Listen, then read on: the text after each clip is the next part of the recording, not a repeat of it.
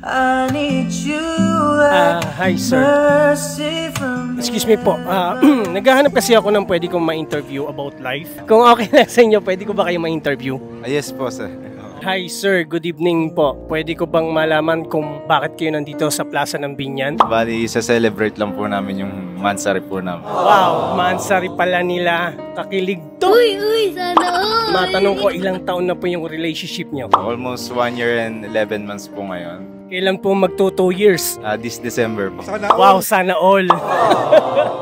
Sir, matanong ko sa iyo, mahal mo ba siya? Sobra po. Ulit-ulit na naman eh. Gaano mo siya kamahal? Kung sa 1 to 10 po, siguro po lagpas pa po. Sana Ma'am, totoo ba yun? Totoo naman po. Sir, pwede mo siyang i-describe in one word? Oksihina po. Sa kanta po kasi ni Dionela, parang siya po yung nagsisilbing parang paghinga po sa tuwing nanghihina po. Nice one, napaka-sweet nun. Ibig sabihin, kapag parang lobat na lobat ka, siya yung charger mo? Yes po. Talaga naman. Matanong ko lang sir, gaano ka kasaya kay ma'am? Lagi naman po niya alam niyo na masaya po ako sa kanya. Kung may pag-away man po, lagi naman po nare-resolbahan agad. Lagi ko lang po iniisip na magiging maayos din po ang lahat. Yan.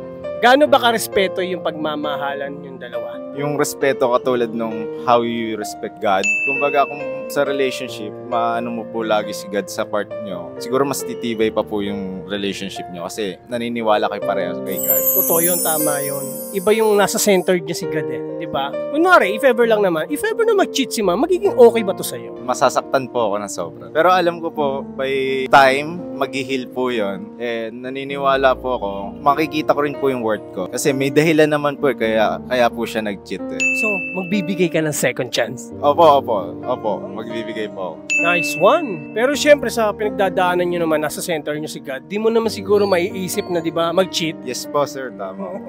Pwede ko ba matanong, is date to marry na ba to? Yes po, for me. Kasi po, centered na po namin talaga si God.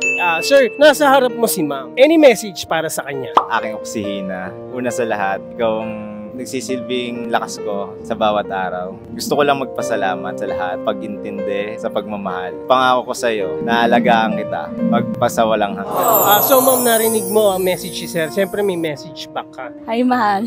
Hi. Thank you sa love and sa always pag-iintindi sa akin. Sana walang magbabago. Siguro masasabi ko lang po sa mga couples, gawin po nilang centered si God sa lahat po ng pagkakataon. Kasi once na centered niyo po si God, lahat po ng decision niyo magiging tama po. So sir, yun lang. Maraming salamat. Pasensya na po sa store mo. Thank you.